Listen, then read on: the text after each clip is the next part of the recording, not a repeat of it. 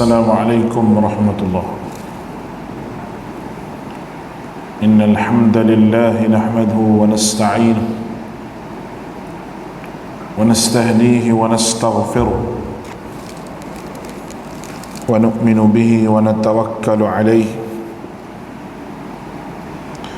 ونعوذ بالله من شرور أنفسنا وسيئات أعمالنا. من يهده الله فلا مضل له ومن يضلل فلا هادي له. أشهد أن لا إله إلا الله وحده لا شريك له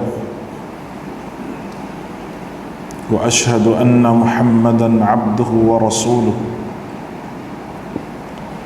اللهم صل على محمد وعلى آله وأصحابه ومن تبعهم بإحسان إلى يوم الدين. قالوا سبحانك لا علم لنا إلا ما علمتنا إنك أنت العليم الحكيم. ولا حول ولا قوة إلا بالله العلي العظيم. ربنا زدنا علما وارزقنا فهما. اللهم فقهنا في الدين وعلمنا التأويل واهدنا إلى سواء السبيل. قال رب اشرح لي صدري ويسر لي أمري واحلل عقدة من لساني يفقهوا قولي.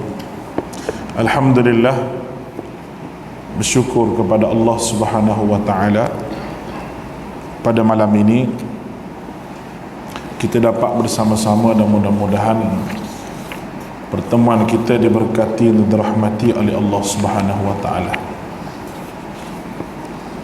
Kita sambung pengajian kita berkenaan dengan tanda-tanda kecil hari kiamat. Pada kuliah kita yang lepas kita sebut berkenaan dengan golongan Ruwaibidah yang saya telah pun hurai, iaitu golongan yang mana yang kononnya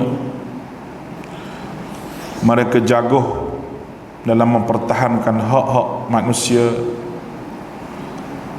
ataupun mereka pandai bercakap tapi mereka jahil agama, yang kononnya mereka memberi panduan kepada umat ini, tetapi pada hakikatnya mereka menjahanamkan umat ini dan membawa umat ini ke arah kesesatan dan kebatilan.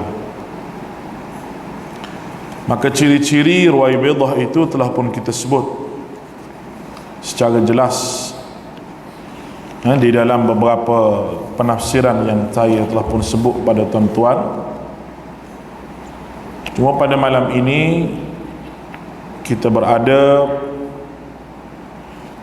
pada perkara yang ke-8 pada muka surat yang ke-32, iaitu azab Allah terhadap orang Islam kerana menghalalkan perkara haram dengan menenggelamkan mereka atau mengubah rupa mereka, mengubah rupa bentuk kepada haiwan. Baik.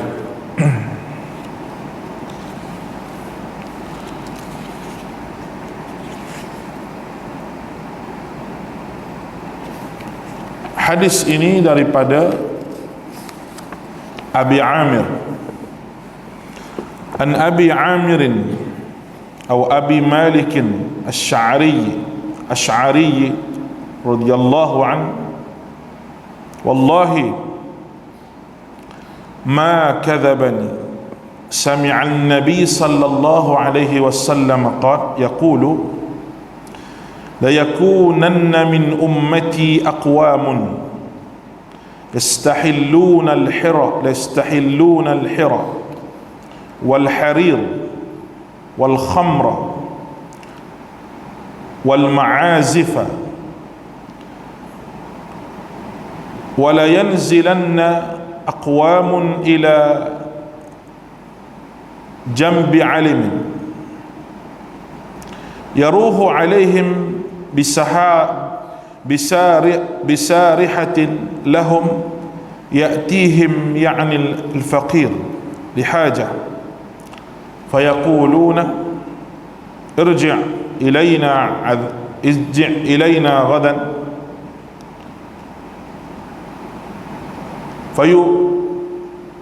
فيبيتهم الله ويضع العلم ويمسخ الآخرين قردة والخنازير إلى يوم القيامة. Artinya daripada Abu Amir atau Abu Malik Asy'ari, kata perawi, demi Allah, dia iaitu Abu Amir dan Abu Musa tidak berbohong kepadaku, yang mendengar Nabi SAW bersabda, akan terdapat daripada kalangan umatku yang menghalalkan, dia ada kecil di situ, nombor 31 tu, kita tengok nota kaki di bawah tu, perbuatan menghalalkan sesuatu terbahagi pada dua. Pertama, menghalalkan secara teori, iaitu mengatakan itu halal sedangkan ia haram. Keduanya, menghalal secara amali, iaitu melakukan sesuatu yang haram walaupun diketahui tentang pengharamannya. Menghalalkan zina, sutera, tengok nota kaki di bawah tu, yang dimaksudkan ialah sutera tulen, dan pengharaman adalah terhadap kaum lelaki. Arak, alat muzik. Akan terdapat golongan yang tinggal di puncak bukit sambil ditangi para pembantu memenuhi keperluan seharian mereka. Apabila golongan kafir datang kepada mereka untuk memohon sesuatu, mereka menjawab, datanglah kepada kami esok. Lantas Allah musnahkan mereka pada satu malam itu dengan menggoncangkan bukit tersebut sehingga hancur, serta sebahagian mereka diubah rupa menjadi kera dan khinzir sehingga hari kiamat. Hadis ini antara yang menjadi dalil pengharaman muzik. Kata Ibnu Hazm, hadis ini bersifat muallaq, dan hadis muallaq adalah dhaif. Pandangan ini turut diambil oleh sebahagian ahli fiqh terdahulu dan semasa. Pandangan yang lebih tepat ialah hukum muzik adalah haram berdasarkan hujah berikut. Yang pertama, hadis tersebut tidak bersifat muallaq, bahkan Al-Imam Bukhari meriwayatkannya daripada guru beliau itu Hisham bin Ammar. Oleh sebab itu para ulama hadis tidak menilai sebagai dhaif. Sebaliknya hadis ini dinilai dhaif oleh sebahagian fuqaha, sedangkan bukannya mereka ahli hadis. Sekalipun hadis disifatkan sebagai muallaq, tetapi ia adalah hadis muallaq yang diriwayatkan dengan sirah jazam, itu dengan tegas. Sirah jazam itu makna dengan tegas. Hadis ini turut diriwayatkan secara sanad yang bersambung daripada sumber yang lain. Terdapat hadis-hadis sahih yang lain turut menjadi dalil pengharaman kepada muzik. Contohnya, sila rujuk penilaian mencela nyanyian atas muzik. Hadis berkenaan dengan ini kita boleh tengok rujuk penilaian hadis yang mencela nyanyian dan muzik. Baik. Hadis ini memberi amaran kepada kita tentang berlaku azab Allah terhadap orang Islam dengan menenggelamkan mereka atau mengubah rupa mereka kepada haiwan kerana maksiat dilakukan secara terang-terangan, bahkan diadakan keraian dan pesta untuk meraihkannya. Baik. Permasalahan yang ada di hadapan kita ini, yang pertama sekali kita kena faham istilah hadis muallaq. Belum pada kita pergi jauh. Baik. Hadis muallaq ini tuan-tuan perlu dengar dengan baik kalau nak faham. Sebab apa? Sebab ini adalah istilah hadis. Istilah hadis. Hadis muallaq ialah hadis yang mana dia tergantung daripada sudut bahasa, dan erti muallaq daripada sudut istilah hadis yang dibuang sanadnya dan hanya dinyatakan perawi yang paling atas, iaitu para sahabat.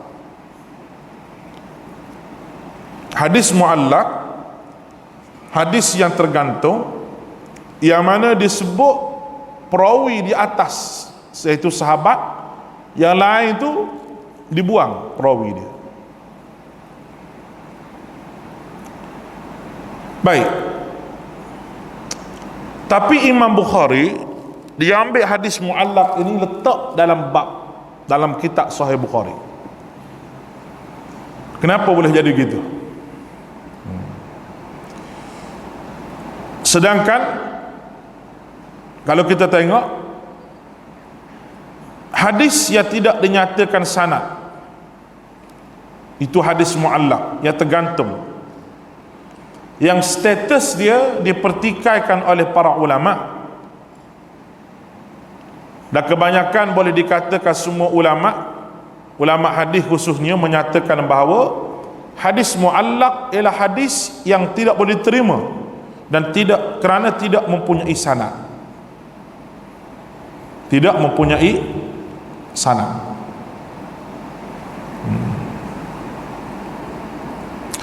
Tapi ada pendapat ulama hadis kata hadis muallaq asal hadis tu mempunyai sanad. Tetapi para muhaddis yang utama, khususnya ulama contohnya Imam Bukhari, tidak mahu memasukkan hadis itu. Antara sebabnya, antara lain itu, hadis muallaq tidak menepati syarat untuk dia mengumpulkan hadis sahih dalam kitab ni. Imam Bukhari ni dia kumpul hadis sahih dalam kitab dia. Tetapi hadis ni pun adalah kitab dia. Kenapa?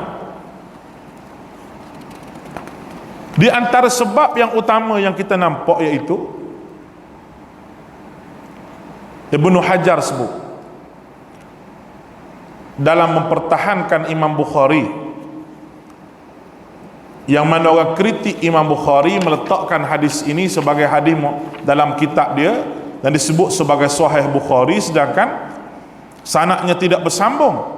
Macam mana boleh duduklah Sahih Bukhari, nama lagi Sahih Bukhari, tapi ada hadis yang sanadnya tak sambung dan mempunyai tidak ada periwayat. Jadi macam mana? Kata Ibnu Hajar, dia ketika mempertahankan daripada tuduhan yang dikritik oleh orang kepada Imam Bukhari, Ibnu Hajar menyambung sanad-sanad bagi hadis muallaq yang ada pada Bukhari. Ceritanya begini, nak faham ke tak mau faham, tak tahu ni. Hadis ni dia tergantung asal dia. Dia jadi kuat dengan asbab yang pertama, dilafaz dengan tegas. Maknanya ni bukan perkara main-main. Sebagaimana yang kita tengok di situ, dia kata lafaz dengan sirah jazam. Maknanya dengan lafaz yang tegas. Itu menunjukkan kekuatan hadis tersebut. Yang keduanya, ada hadis lain juga berkenaan dengan muzik yang menyokong hadis ini. Sebab tu Ibnu Hajar bagi mempertahankan Imam Bukhari, dia buat mari sanad-sanad dalam hadis tersebut disambungkan oleh At-Tabari, disambungkan oleh An-Nasa'i, Ibnu Majah dan sebagainya. Maka sanad itu sanad yang sahih. Kalau kita tengok poin yang ke A tu, hadis tersebut tidak bersifat muallaq, dia kata. Kerana Imam Bukhari meriwayatkan daripada guru beliau itu Hisham bin Ammar. Hisham bin Ammar daripada guru dia. Oleh sebab itu para ulama hadis tidak menilainya sebagai dhaif, tapi ulama fiqh nilai sebagai dhaif kerana dia kata dia ulama fiqh bukan ulama hadis. Muhaddis ambil hadis ini sebagai hadis yang boleh buat hukum, walaupun ulama fiqh sebahagiannya menolak hadis ini. Itu daripada sudut hadis ini. Kita tak masuk syarah lagi. Kita masuk kedudukannya dulu supaya faham.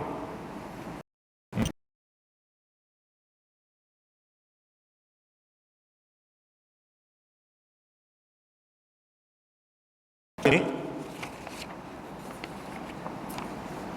sebagaimana isu-isu khilaf dan ijtihad yang lain, maka muzik juga menjadi isu-isu khilaf dan ijtihad di kalangan para alim ulama. Muzik ni termasuk, kalau kita tengok di sini hadisnya, akan terdapat daripada kalangan umatku menghalalkan zina. Ada ke tak hari ni? Ada. Zina. Negara kita tak tahulah, tapi kalau rumah-rumah pelacur yang ada permit, okey, tidak diserbu. Nampak ni? Kalau rumah pelacur yang ada permit, malahan seorang daripada menteri dulu cakap masa dia jadi menteri pelancongan, bukan zaman dulu, mempromosikan pelacuran dalam majalah pelancongan Malaysia, amat teruk dan amat buruk, menjadikan satu promosi masalah pelacuran ini di negara kita. Seolah-olah orang mari Malaysia ni tengok nak melacur, ini macam Thailand, jadi macam Hatnyai, menjadi satu industri pelacuran ini, dapat menguntungkan, dapat membanyakkan hasil negara. Macam rakyat dalam Malaysia ni tak ada benda lain nak minta kedarah, nak minta kedarah dengan hasil pelacur ni. Kalau menteri hak dulu-dulu ni tak taubat dengan Allah, dia jawab dapat Allah Ta'ala.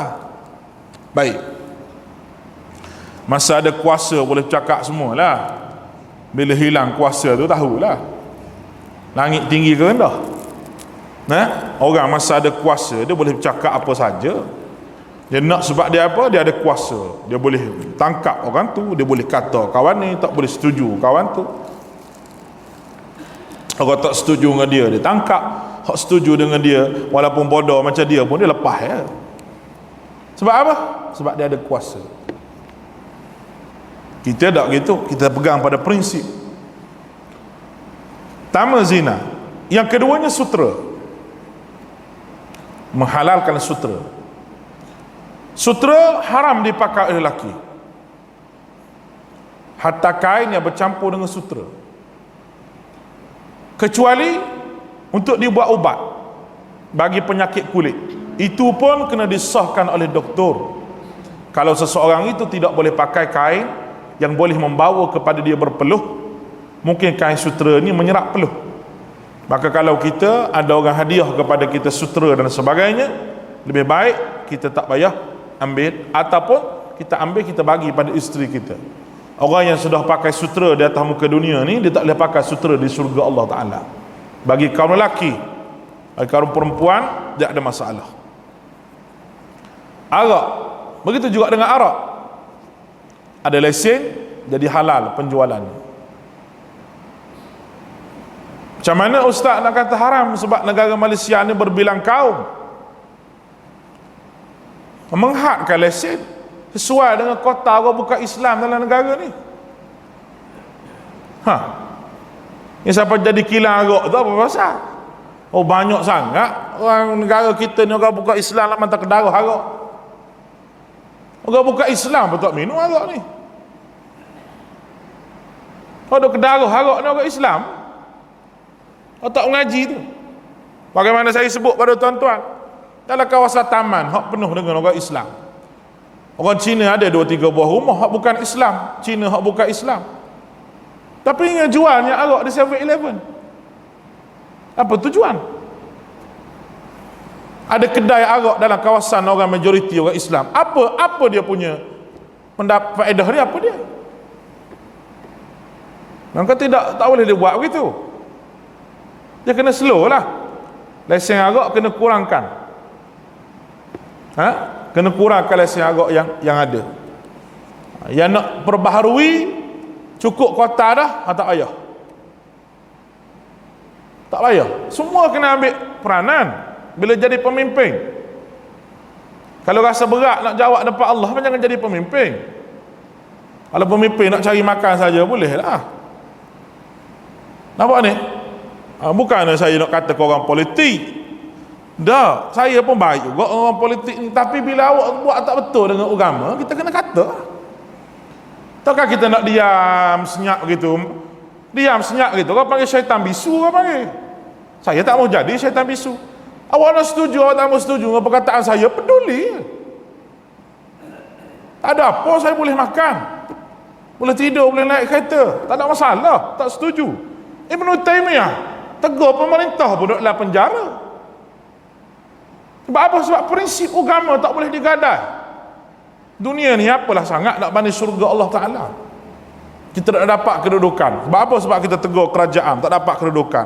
Biar tak apa, tak ada kedudukan pun tak apa. Tak penting manusia nak pandang kita macam mana pun tak penting. Kita nak jaga pandangan Allah pada kita je. Manusia nak pandang macam mana pun ikut dia lah. Ini kita kena faham dengan betul. Nak jadi puak mana, parti mana, jadilah. Jangan gadai prinsip agama, jangan gadai. Jadi agak ni orang mabuk ni sekarang ni, ramai orang mabuk. Orang mabuk langgar orang sampai mati semua sekali. Kes ni daripada dulu sampai ke sekarang.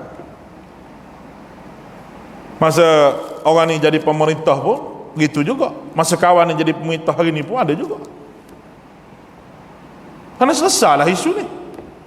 Negantung sampai mati ke pemandu yang mabuk. Kalau awak nak satu undang-undang, awak boleh buat lama sehari. Hari ni buat naik ke speaker, hari ni speaker baca undang-undang, dibahas dan diluluskan hari tu juga. Sebab apa? Untuk kenakan cukai pada rakyat. Takkanlah hang mabuk ni tak boleh buat. Lagu mana? Boleh terima tak? Tak boleh terima, tak ada masalah. Saya mengajar malam ni. Kalau awak nak kenakan cukai pada rakyat, awak boleh buat lama sehari je. Boleh lulus. Bahas di Dewan Senat. Dewan Senat pun bahas, boleh lulus. Ni undang-undang mabuk, siapa nak kaji kat tu, kaji kat. Dulu awak kata kerajaan, sekarang dulu begini. Dah awak jadi kerajaan, awak tak buat juga. Jadi apa yang awak nak sebenarnya? Nak penuhkan poket atau nak penuhkan pahala? Nak penuhkan poket, sila. Man kana yuridul hayatid dunya wa zinataha nuwaffi ilaihim a'malahum fiha wa hum fiha la yubkhasun. Mana orang nak kesenangan dunia dan perhiasannya, Allah Ta'ala kata nuwaffi ilaihim a'malahum fiha wa hum fiha la yubkhasun. Aku bagi semua apa yang dia nak, sikit pun aku tak kurang. Ambil, silakan. Ulaika alladhina laysa lahum fil akhirati illa an-nar. Akhirat tidak ada cadangan yang lain yang aku cadang kepada mereka, illa an-nar, kecuali sebuah neraka untuk dia, kata Allah Ta'ala. Karena dia nak penuh poket dia dulu. Dia tak fikir soal halal dan haram. Jadi pemimpin seronok.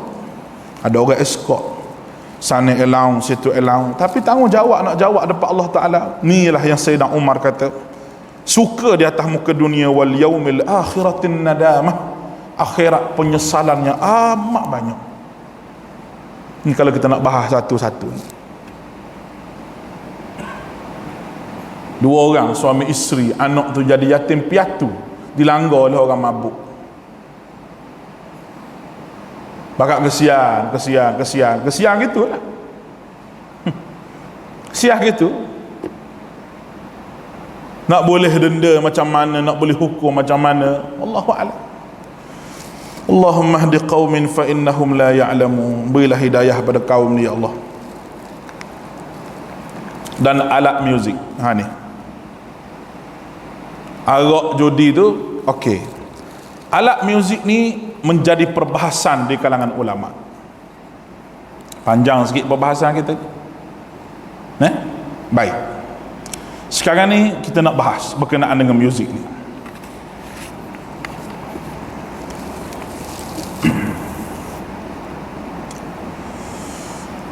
Kita kena tahu apa benda yang dimaksudkan dengan muzik ini. Belum kita pergi jauh.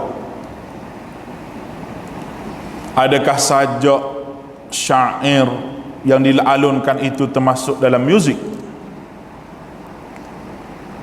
Mana satu muzik ni? Baik.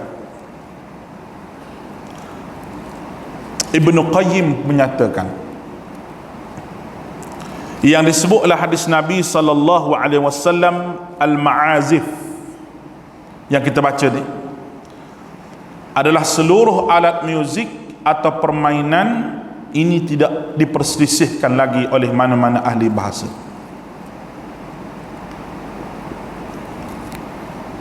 Muzik ini satu suara yang dialunkan,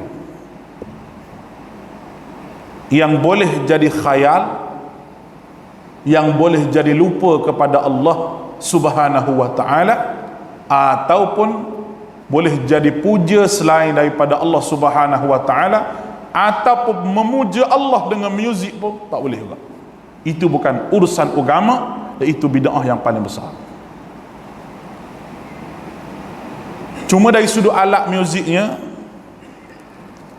ada gambus, ada at-tabl, maknanya drum, ada mizmar, ada seruling, ada gitar, ada muzik yang bertali, orang panggil gazal ataupun apa orang panggil tu? Yang duduk main nyonyeng. Nah, tu. Ada ad-duf makna gendang. Itu semua termasuk alat muzik. Baik. Penambahan Ibnu Qayyim lagi,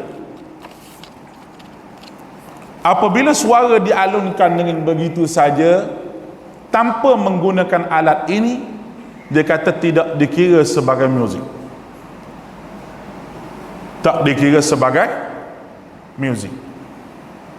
Alun saja suara, tidak termasuk dengan alat-alat ini, maka benda tersebut tidak diberi sebagai nama muzik. Kalau alunan suara tersebut dialunkan ada unsur lara, maka dia termasuk dalam lahwal hadith, perkataan yang sia-sia. Wa minan nasi man yashtari lahwal hadith liyudillu an sabili. Ada di antara manusia yang Allah Ta'ala sebut membeli lahwal hadis, perkataan yang lara, yang tidak ada gunanya, kerana untuk menyesatkan manusia daripada jalan Allah Subhanahu wa Ta'ala. Dan gambus gendang ni merupakan permainan orang zaman jahiliyah dulu, mereka berpesta dan sebagainya. Baik. Namun fatwa kepada muzik ini, dia ada beberapa pendapat. Yang pertama sekali, dia haram secara mutlak. Haram. Yang kedua, boleh dengan bersyarat. Dan yang ketiga, boleh secara mutlak. Baik, kita tengok pendapat mana kita nak pakai.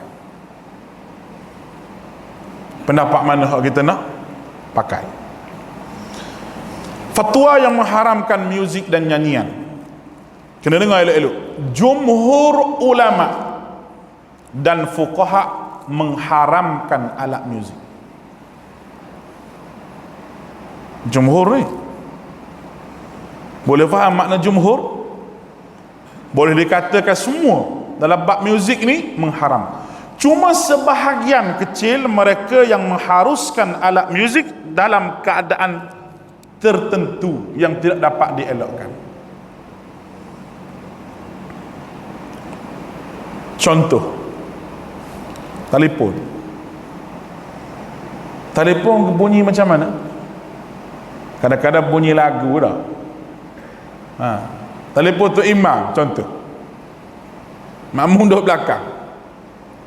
Sudah bunyi, jekil tere mere pyar hai katar hai jahan napal.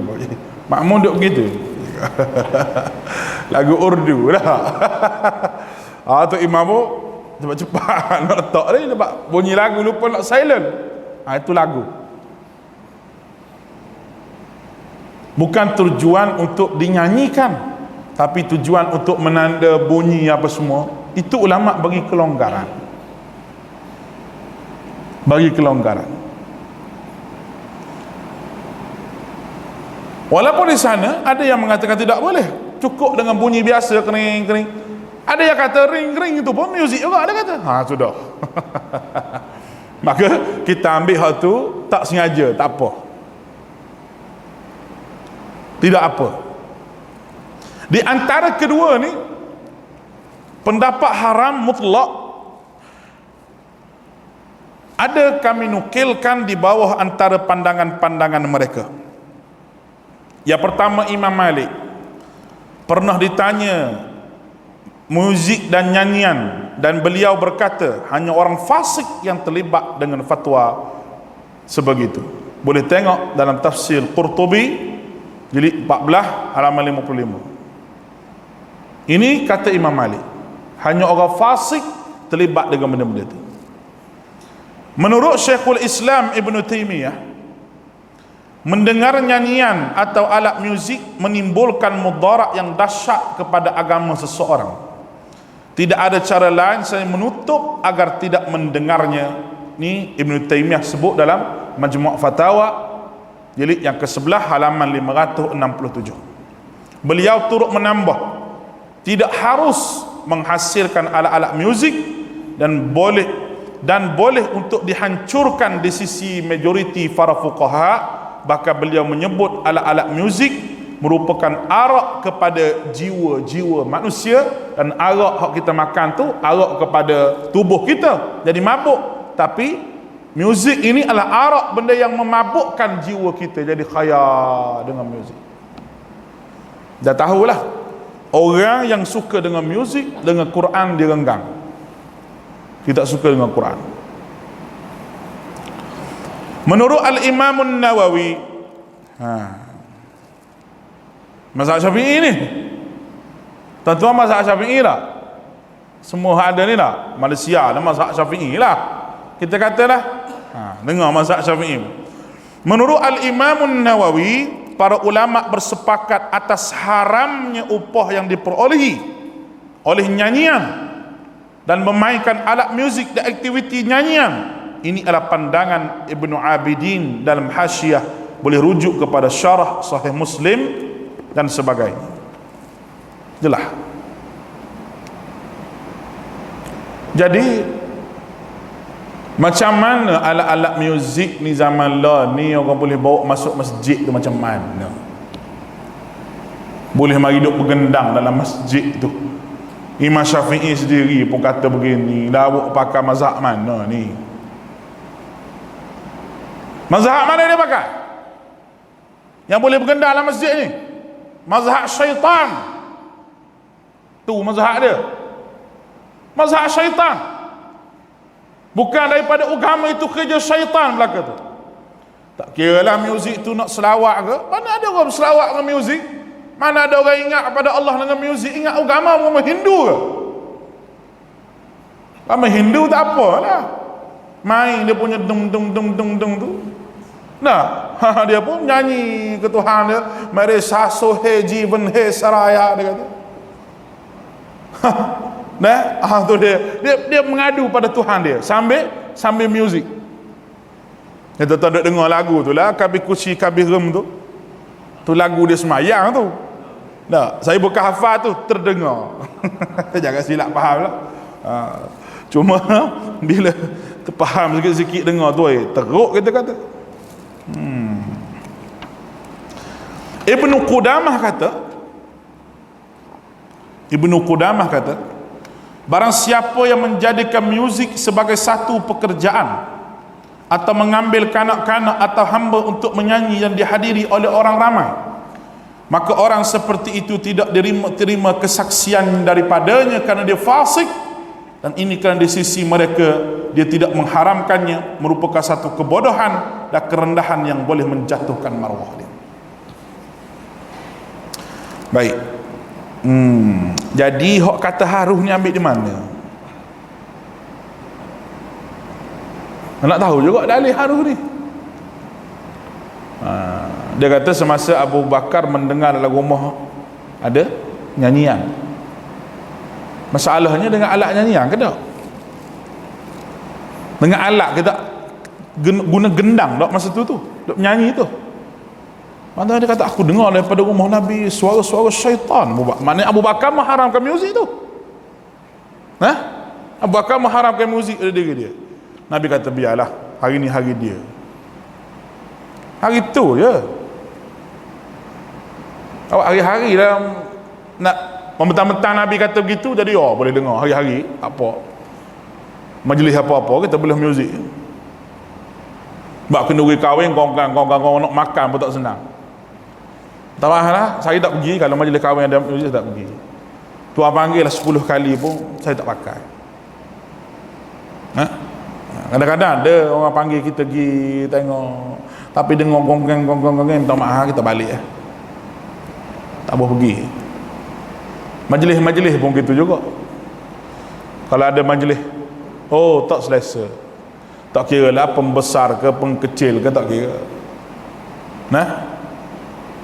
Bukan kita kerah sangat, tapi boleh menjahanamkan kita punya dalaman kita jangan terlibat dengan benda-benda begini. Cuma kalau terdengar tu lain lah. Terdengar tu lain lah.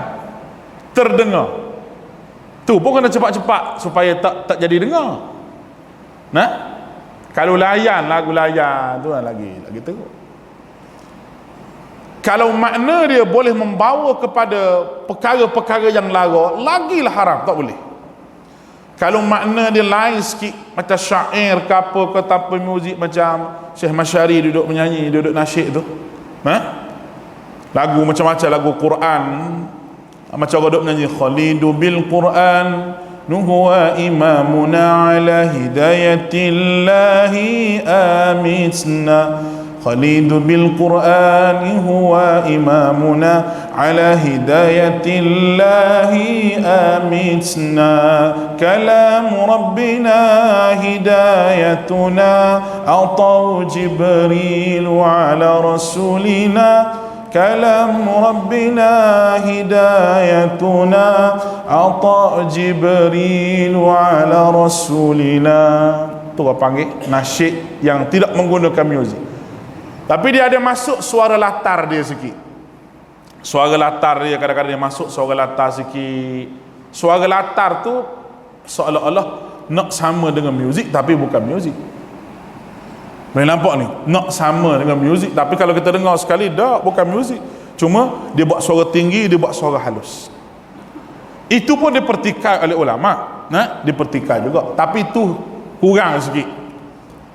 Diharuskan sikit nak banding dengan nasyid guna gonggang ni, lagilah perkara tersebut tidak dibenarkan. Baik, kesimpulan yang kita dapat pada hari ini, panjang lagi bab muzik ni, saya akan sambung pada kuliah kita yang akan datang.